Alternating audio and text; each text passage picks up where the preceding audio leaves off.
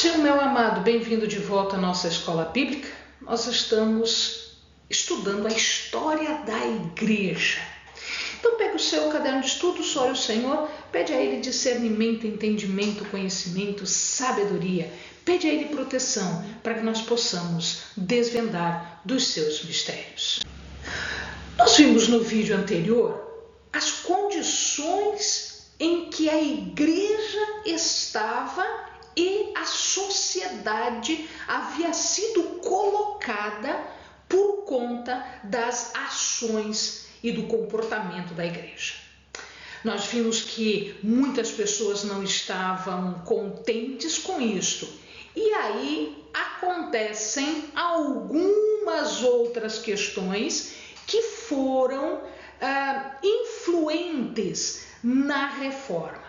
Questões estas que são sociais, são econômicas, são geopolíticas. Então, tudo isso estava contribuindo agora para que um basta fosse dado ao poder da igreja. Novas classes sociais estavam emergindo, estavam surgindo. Por quê? Porque o comércio começou a se fortificar muito. Uma vez que não dava mais para fazer o comércio com Constantinopla havia sido tomada pelos turcos otomanos, pelo Islã, então eles tinham que achar um outro caminho. Eles, portanto, começaram a buscar rotas comerciais. E por essas rotas comerciais, eventualmente eles iam chegar na Índia e na China, dando a volta pelo continente que eles conheciam. E estas rotas comerciais, essas navegações, acabaram por serem a forma de descobrimento de continentes novos. Então, estas navegações é que fizeram com que a América fosse descoberta, por exemplo. E isso abriu rotas comerciais, abriu um novo vislumbre das coisas que estavam acontecendo. A imprensa também foi super importante aqui, porque antes as coisas aconteciam e se eu não estou ouvindo alguém falar, como é que eu vou saber o que ela pensa? Com a imprensa, não. Aquilo que ela pensa começa a ser impresso e começa a ser veiculado, inclusive em lugares longínquos. Vimos também que estava nascendo um novo nacionalismo. Que nacionalismo é esse? As nações começaram a dar maior importância ao seu território, ao seu povo, à sua cultura, ao seu governo e afastando o poder da igreja. Filosofias, portanto, puderam ser criadas exatamente porque não tínhamos agora esta ingerência, este sufocar da Igreja Católica. Novo comércio faz riquezas, porque eles estão levando produtos novos, produtos mais caros, produtos mais necessários para todos os chamados centros urbanos, grandes cidades. Então, Veneza, Gênova, Milão, Florença, Paris, Lyon, Londres, Madrid, Barcelona, Lisboa, Colônia, Frankfurt, Amsterdã, Bruxelas, Genebra, Viena, Budapeste, Varsóvia, Praga, todas estas cidades começaram a crescer bastante. Antes, toda vez que uma cidade queria, uma nação queria fazer um acordo, um tratado com outra, a o Papa tinha que certificar, ele tinha que dar o seu acordo. As bulas vinham de Roma. Nenhum casamento podia ser feito sem que a igreja confirmasse ou anulasse. Ela tinha que estar de acordo com os casamentos, ela tinha que concordar. O Papa intermediava casamentos, o Papa entre nobreza, entre as coroas. O Papa intermediava questões de fronteira, domínios territoriais. E agora a população começa a dizer chega. As nações começam a dizer chega. Portanto, o poder do Papa começa a declinar. As monarquias nacionais, elas começam a se formar e a se fortificar. Os primeiros foram Espanha, Inglaterra, Portugal, França, Holanda. E cidades começaram a se desvincular do poder papal, como por exemplo Gênova, Veneza, Florença, Genebra, Milão. A Alemanha e a Itália vêm mais tarde. Portanto, combatem agora a igreja por autonomia, por independência. Os estados querem fazer aquilo que eles querem fazer, aquilo que eles acham mais importante para a sua nação, para o seu povo, e não mais o que o Papa lá de longe, o que a igreja lá de longe quer fazer para eles. Portanto, quem manda na nação é a nação, quem manda nesse território é o território, não é mais o Papa. Começa-se a se ter independência da igreja. Aliado a isto, alguns reis, alguns nobres tomam algumas decisões que são importantes, que vai enfraquecendo e tirando da mão do Papa o poder. Só para você ter uma ideia, amado, por exemplo, aqui entre Henrique II e Henrique III, eles se libertam do domínio da Igreja Católica. Henrique III, ele cria uma igreja só para ele, tá? Que depois vai dar origem à Igreja Anglicana. Nós vamos ver um pouquinho mais para frente. Aqui nós temos Francisco I, que depois da Guerra dos 100 Anos se consolida, se firma no poder e não precisa mais do poder de Roma, o poder do Papa. A Espanha expulsa os mouros, que são muçulmanos, que estão tentando dominar o território espanhol. Eles conseguem expulsar os mouros e o casal aqui, Fernando de Aragão e Isabel de Castela, acabam se fortalecendo no trono. Muitas nações enfrentam revoltas populares por conta da Inquisição, que a gente vai ver, a gente vai gravar vídeos a respeito da Inquisição, porque senão fica muito longo aqui esses nossos vídeos da história, mas a gente vai fazer a parte contando a história da Inquisição. Nepotismo, Inquisição, turcos, né? As intensas brigas entre as nações e o papado, porque o papado queria impor a sua vontade, o seu poder. Então a Alemanha se fragmenta, a Itália se fragmenta e a igreja não tem mais quem o proteja. Em relação à questão econômica, nós já vimos que se desenvolve a navegação.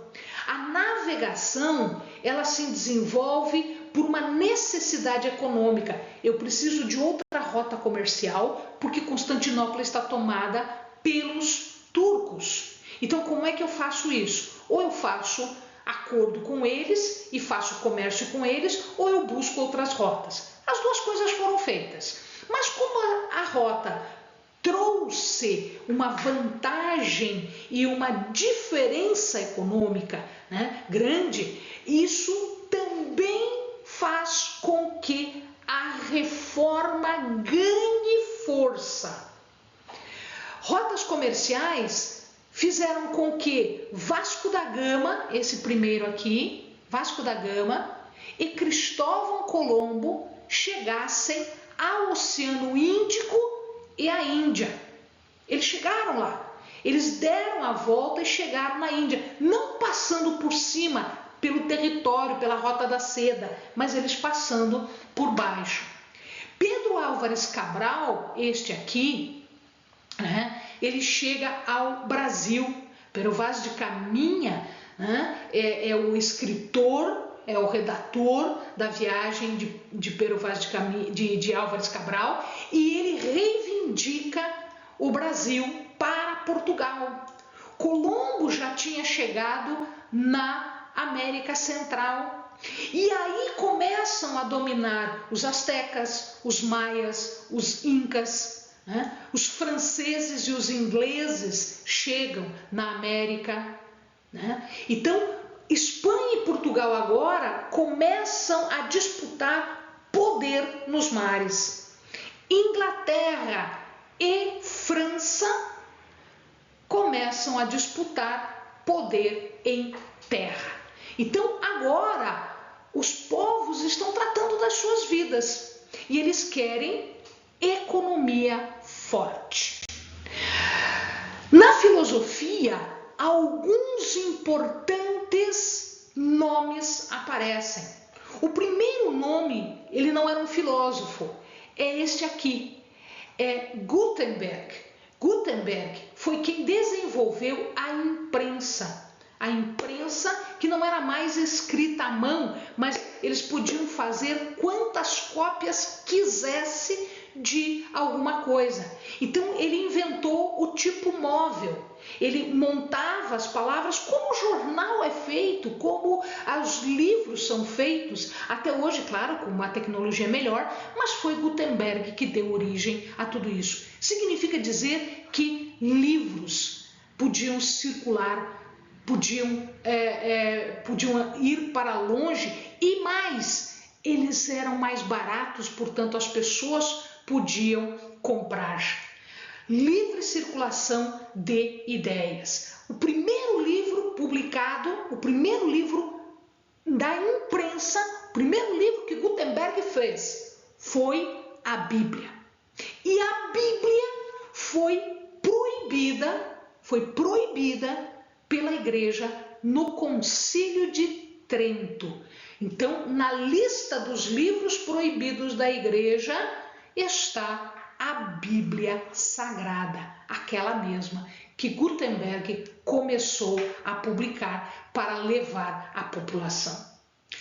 Começa na filosofia e nas artes um novo movimento chamado Renascimento. Por que Renascimento? Porque eles estavam trazendo de volta os conhecimentos da arte, da filosofia, que eram clássicos da antiguidade. Então eu tenho aqui os romanos, eu tenho aqui os gregos, os filósofos, todos chamados clássicos. Se revive a língua grega, se revive o hebraico. Então nós temos aqui pessoas que vão trazer de volta Aristóteles, Platão, Sócrates, né? E nas artes nós vamos ter aqui Michelangelo, esse aqui. Nós vamos ter Leonardo da Vinci, que é este aqui, e Erasmo de Roterdã, na filosofia. Aqui embaixo nós temos na ciência Copérnico. Copérnico foi um herege. Por que foi um herege? Porque ele disse que o centro do universo não era a Terra.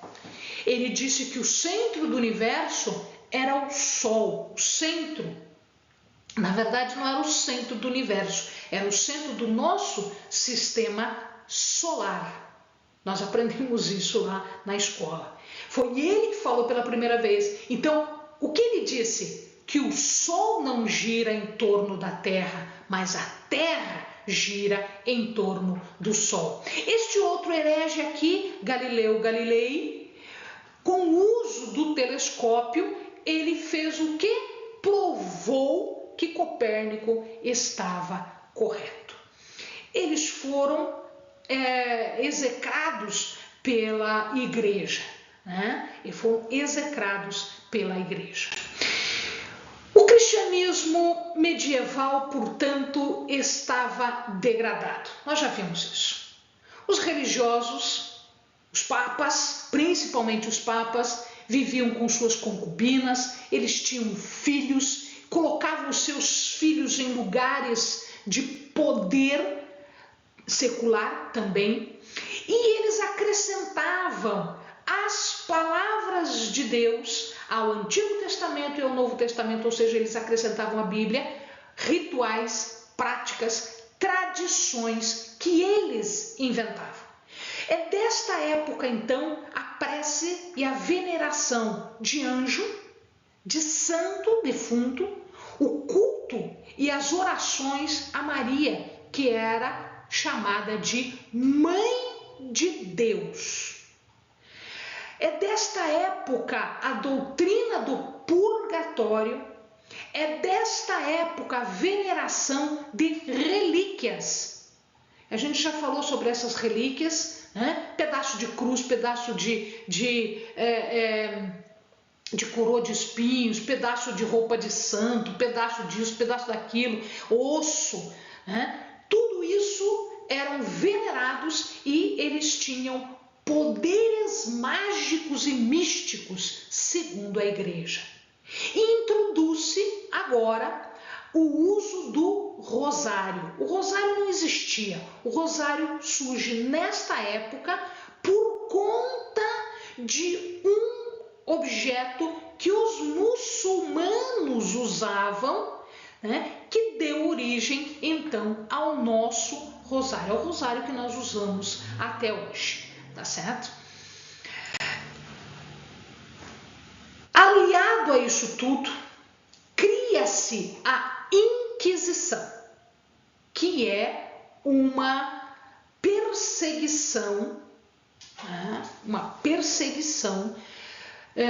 pela igreja daqueles que se insurgem ou daqueles que são contrários às opiniões da igreja do papado. Vendiam-se indulgência nós já falamos, indulgência é o perdão para que a pessoa possa ir direto para o céu. Ela pagava indulgência, inclusive se um parente seu, morto já, era pecador, pagava indulgência e retroativamente ele ganhava os céus. A confissão dos pecados ao padre era feita dessa forma, né? É o padre que absolvia dos pecados, que perdoava os pecados, não era Deus, era o padre, tá? Adorava-se a hóstia, aqui, porque a hóstia substitui agora o pão da ceia, né?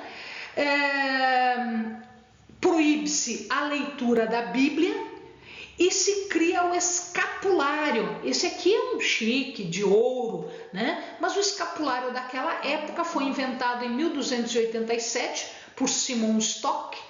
Ele era um pedaço de tecido com desenho de Maria que continha as virtudes sobrenaturais e mágicas de Maria para proteger de todos os perigos daquele que colocasse o escapulário sobre a pele nua. Não podia ser por cima da roupa, tinha que ser encostada na pele. A Bíblia já foi proibida mesmo, era esquecida, desconhecida, mal entendida, perdida, ninguém sabia o que era Bíblia.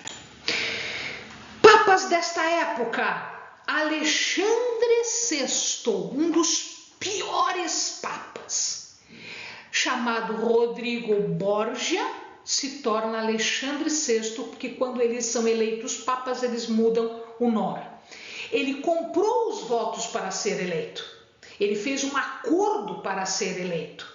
Ele teve 8 filhos com 3 amantes diferentes, tá? Os filhos dele foram duques, casados com pessoas importantes, duques ou casados com duques, enfim, duquesas, etc, etc. Portanto, ele colocou os filhos dele em posições importantes dentro das nações. O outro papa desta época era Giuliano della Rovere, conhecido como Júlio II. Foi ele que convoca o 5º Concílio de Latrão.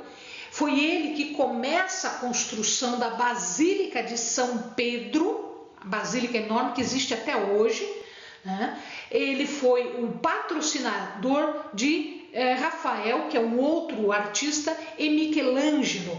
E foi ele que assina o Tratado de Tordesilhas. Tá, e o que eu tenho a ver com isso, com o Tratado de Tordesilhas? O Tratado de Tordesilhas dividia o Brasil, que ainda não havia sido descoberto, dividia o Brasil entre a Espanha e Portugal. A maior parte do Brasil ficou para Portugal e depois a porção que não ficou para Portugal acabou sendo incrementada.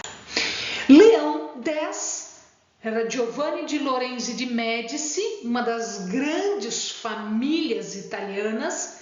Foi elevado a cardeal quando tinha 16 anos, ele já era cardeal. Foi o papa do início da reforma. É este papa aqui que estava no papado por ocasião do problema todo criado por Martinho Lutero, que nós chamamos de reforma. A Sé Romana, ela perde as cidades que ela tinha, que eram os chamados estados papais. E ele faz uma bula chamada Bula Exsurge Domine. O que quer dizer Exsurge Domine? É em latim e quer dizer levanta-se, Senhor.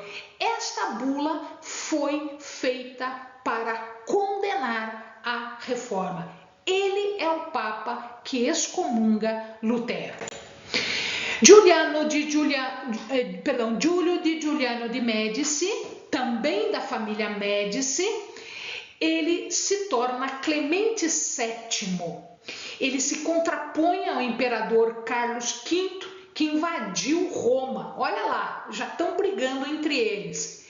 E aí ele se reconcilia e o coroa como imperador. Por quê? Porque ele precisa dessa proteção militar de Carlos V. Ele rompe com a Inglaterra por conta do divórcio de Henrique VIII, que estava casado com Catarina de Aragão. Catarina de Aragão era tia de Carlos V. Então, como é que Henrique VIII queria se divorciar da tia de Carlos V que protegia a igreja? Ele foi contra isso, porque Henrique VIII ele queria descendentes e Catarina de Aragão tinha dado descendentes, mas esses descendentes morreram, só sobrou uma menina, uma mulher. E ele então queria se divorciar de Catarina de Aragão para se casar com Ana Bolena. Nós vamos falar disso um pouquinho mais tarde, tá? E aí ele rompe, né? E Henrique VIII faz isso mesmo e rompeu com a igreja. Surge então um movimento chamado clericalismo medieval. O clero usa e abusa da sua posição de religioso. Então, clérigo, sacerdote, padre, bispo, tudo que você imaginar, eles usavam e abusavam da sua posição dentro da igreja.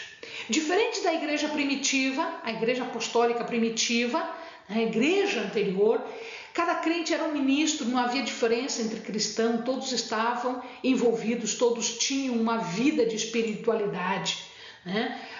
A pessoa era o centro para adorar, ou seja, ela adorava desde si.